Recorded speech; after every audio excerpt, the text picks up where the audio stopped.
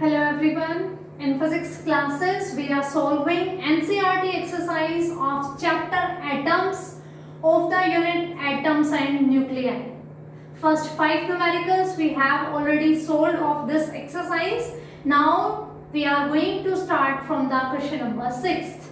So let's start. I hope you all are having your textbook, your notebook and pen with you, so that you are also going to simultaneously solve these numericals with me. So I am reading the statement of question number 6. A hydrogen atom initially in the ground level absorbs a photon which excites it to the n is equals to 4 level. Determine the wavelength and frequency of the photon. Means initially electron was present in the first level and then it is absorbing a photon. Photon is having a energy E is equals to h nu. It is absorbing a photon that will provide this electron the energy. It is going to jump into the higher level. And in the question it is said that it jumps to the fourth energy level. From first level it is moving to the fourth energy level. So they are asking about the frequency as well as the wavelength of the photon. We know C is equals to nu by lambda. So nu is equals to C by lambda. Nu is the frequency, lambda is the wavelength, C is the speed. Okay, so they are asking for the frequency and wavelength of the photon. We know the energy value is given by the formula minus 13.6 upon n square for the hydrogen atom, where n will represent the number of state, first energy level, second energy level and so on. The electron is jumping from first to fourth. That means it needs this much energy. Okay, so we are going to find out the energy of the first level. Then we are going to find out the energy of the fourth level. Okay, for first level n should be is equals to 1 minus 13.6 1 square is equals to minus 13.6 electron volt, and for 4 minus 13.6 upon 4 square means 16. When you are going to solve it, it will be minus 0.85 electron volt. So the energy of first level is minus 13.6 electron volt and energy of the fourth level is minus 0.85 electron volt. So this much energy it is having. This energy gap delta E will be given by E4 minus E1. We know very well the higher energy levels are having higher energy. So this gap, this energy gap will be equivalent to E4 minus E1. So it will be equal to minus 0.85 minus 13.6 or 0.85 plus 13.6. Decrease this value, we will get 12.75. 12.75 electron volt. So the energy gap between fourth and first level is this much. That means that electron is having this much energy. Only then it's possible it is jumping from first level to fourth level. That means this is the energy of the photon that absorbed by the electron and it jumps from first to fourth level. So energy of photon is equivalent to 12.75 electron volt, or we can say 12.75 into 1.6 into 10 to the power minus 19 joule. This much is the energy in electron volt. 1 electron volt is equivalent to 1.6 into 10 to the power minus 19 joule. So this much is the energy of photon in the joule. We need to find out its frequency and its wavelength. So E is equals to h nu is equals to this much, 1.6 into 10 to the power minus 19 joule, and nu will be equals to this term divided by h, and the value of h is 6.63 into 10 to the power minus 34. This h will move towards right hand side in the denominator and on calculation we get the value of frequency is equivalent to 3.077 into 10 to the power 15 hertz. This much is the value of frequency. It is asking for the wavelength also. Wavelength will be equals to c by nu, because c is equals to nu lambda. We need to find out wavelength, that will be equal to c by nu. So wavelength is equals to c by nu. The value of c is 3 into 10 to the power 8 upon the value of nu is 3.077 into 10 to the power 15. And on calculation we get the value of wavelength is equals to 0.975 into 10 to the power minus 7 meter. So this much is the wavelength of the photon and this much is the frequency of the photon. How did we attempt this? We calculated this energy gap by the energy formula of a particular level for the hydrogen atom. We calculated the energy for first level and for fourth level. Then we find out this energy gap. This energy gap is equivalent to the energy of photon that was absorbed by the electron, because only then it's possible electron is jumping from ground level to the excited level. So this much is that gap, that is the energy of photon. It is an electron volt. We converted into the joules. We apply the formula is equals to h nu. From here we calculated the value of frequency, and with the relation of the frequency and wavelength we calculated the wavelength.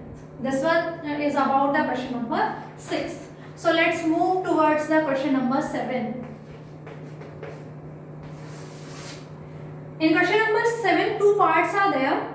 The first part, using Bohr's model, calculate the speed of electron in the hydrogen atom in n is equals to 1, 2, 3 level.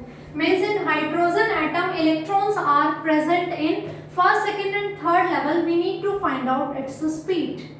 This is also the topic of the Bohr's model. In Bohr's model we have calculated the radius of orbit, velocity of electrons moving in the orbits and energy of the electrons. These three derivations are there.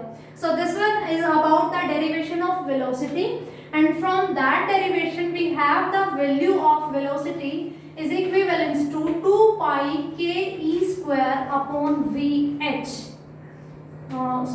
nh.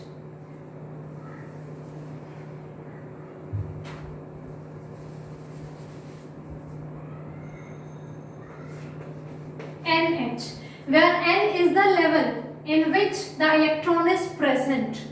2 is constant, pi is a constant, k is that Coulomb's constant whose value was 9 into 10 to the power 9 Newton meter square per Coulomb square, or it was equal to 1 upon 4 pi epsilon naught. E is the charge on electron, n is the energy level and h is the Planck's constant. You can revise that topic, the velocity of electrons moving in the orbits using the Bohr's model theory. Okay, so this one is the final expression for the velocity. If you look at this expression, this value will be same. If we are calculating v1, velocity of the electron which is present in first level, then we are going to find out v2 and v3. V is inversely proportional to n. So if firstly we calculate the value of these constants, then we can easily divide it by 1, 2 and 3, and then we can get v1, v2 and v3. Okay, so putting these values I get 2 into 3.14 into k, 9 into 10 to the power 9, value of E 1.6 into 10 to the power minus 19 square. The value of n is 1 and h is 6.63 into 10 to the power minus 34. Okay, and this much after calculating we get, it is equivalent to 2.186 into 10 to the power 6 meter per second. 2.186. Okay, This much is when we have calculated the value of this one, because n is 1. So this term is equivalent to this much. V2, we can do 2.186 into 10 to the power 6 by 2, because the only difference is the value of n. For electron in energy level 1, we need to put n is equals to 1. When an electron is the energy level 2, we will replace n by 2. So this value will remain same, 2.186 into 10 to the power 6. It will be equal to 1.093 into 10 to the power 6 meter per second. And when we need to calculate V3, we are going to divide it by 3. 2.186 into 10 to the power 6 upon 3. It will be equals to 728 into 10 to the power 6 meter per second. Let me check the calculation. 1.02.729. Yes. So these are the value of V1, V2 and V3.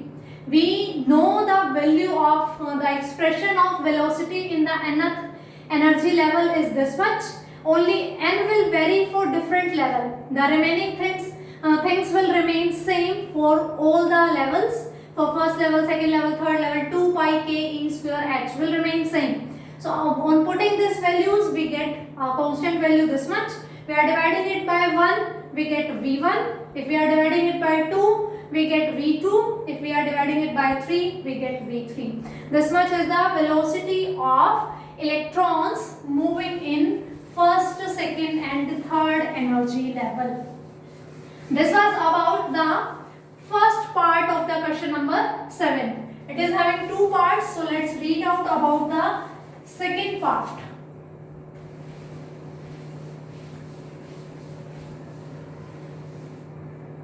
In B part, it is asking for calculate the orbital period in each of these levels. Orbital period means it is asking about the time period in all the levels T1, T2 and T3. This one is the part B. This was the part A. We need to find out the velocity in 3 levels. Now it is asking for the time period in 3 levels. We know time is given by distance upon speed. Electrons are moving in circular orbits. It was mentioned that these orbits are circular. So, in a circle, the length covered by electron in one revolution is equivalent to its circumference.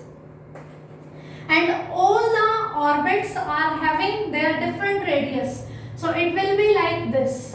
Vn, velocity is this, Tn. So, Tn, time period of electron moving in nth orbit is given by 2 pi Rn upon Vn. 2 pi is constant, Rn is the radius of that orbit in which electron is revolving, and Vn is the velocity of electron in that orbit. It is asking for time period in first, second and third level. Velocity we have already calculated. We need to find out about the that radius of the orbit, and it is given by, it was equals to n square into r1. Okay, where r1 is the Bohr's radius and its value is 0.53 angstrom, or we can write it 0.53 into 10 to the power minus 10 meter. So this is the first orbit's radius. If we want to find out the second orbit's radius, third orbit's radius, we need to multiply it by 1 square, by 2 square, by 3 square, or by 4 by 9. So this one is the radius of first orbit. Second will be equivalent to 2 square r1, or 4 into r1, means 4 into this one. R3 will be equals to 3 square r1, 9 into r1, 9 into this much. So we have the radius of all the means of the electrons moving in 3 different orbits, and we also have their velocities. We need to find out time period. We are going to use this much formula.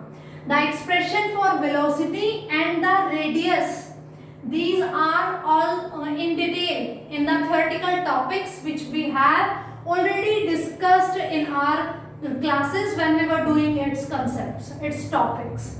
Okay, so Rn is n square into R1. R1 value we know, we are going to multiply it by 4, then we get R2. If we are going to multiply it by 9, then we get R3. So T1 is equals to 2 pi R1 upon V1, means 2 into 3.14 into 0.53 into 10 to the power minus 10 upon V1. We have already calculated 2.186 into 10 to the power 6.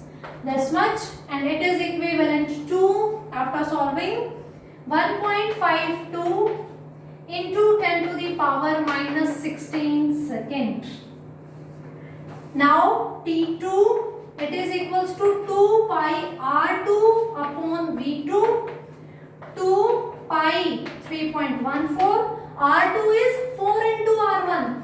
So 4 into R1, 0.53 into 10 to the power minus 10, and V2 is 1.093 into 10 to the power 6. And on solving this, we get the value of T2 is equals to 1.216 into 10 to the power minus 15 second.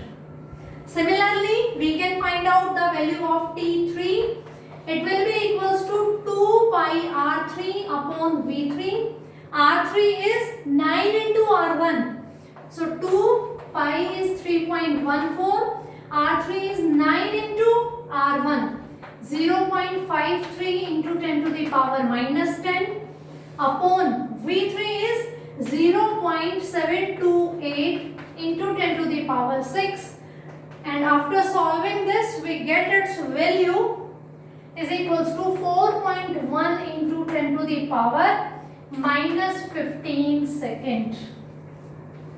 So these are the velocity of the electrons moving in first, second and third energy level, and this one is about the time taken by those orbits moving in first, second, time taken by electrons moving in first, second and third orbit. Students, Rn is directly proportional to n square, means radius of outer orbits is going to increase in the terms of square. Velocity is going to be decreased in the outer orbits. V1 is greater than V2, which is greater than V3. In outer orbits, electrons are moving slowly. In inner orbits, electrons are moving fastly or speedily. So similarly, we can find out the time period. Time period is inversely proportional to velocity and directly proportional to radius. We have all the values, we have calculated these terms. So this one is about the question number 7. Let's move towards the question number 8.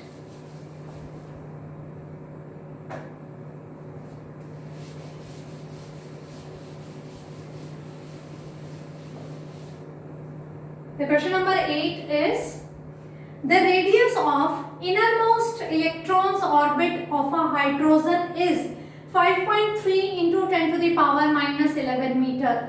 Right now we were discussing about this. Question number 8, radius innermost means first one is given 5.3 into 10 to the power minus 11 meter. But we were saying radius was 0.53 angstrom.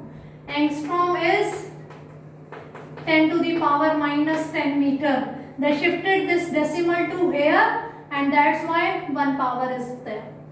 In replacement of 10 it is 11. So in different numericals its value is going to be changed. The only thing, you can remember this term also, but in this numerical it is already given. The radius of innermost electron orbit of hydrogen is this much. What are the radii for n is equals to 2 and 3 orbits? This thing we have already discussed here, that Rn is n square into R1. Okay, so they are asking for R2 and R3. Rn is equals to n square R1.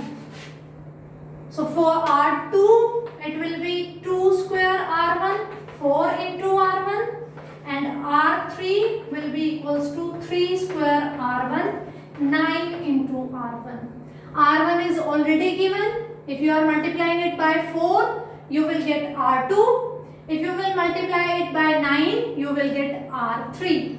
So 4 into 5.3 into 10 to the power minus 11 and 9 into 5.3 into 10 to the power minus 11.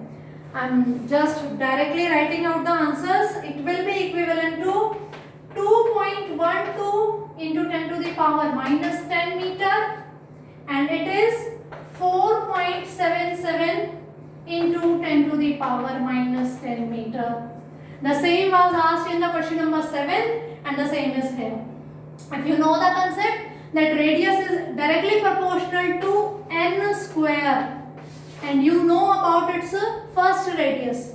In board exam it may be possible that this value is not given. They are just asking for the radius of first, second and third orbits. For the electrons, then you should know the basic value, the radius of first orbit and this relation that r is directly proportional to n square. Then you can find out R1, R2 and R3 using the given relation. This thing we have already done in the two numericals. So I hope this concept is clear to you. Next numericals we are going to discuss in our next video. Thank you.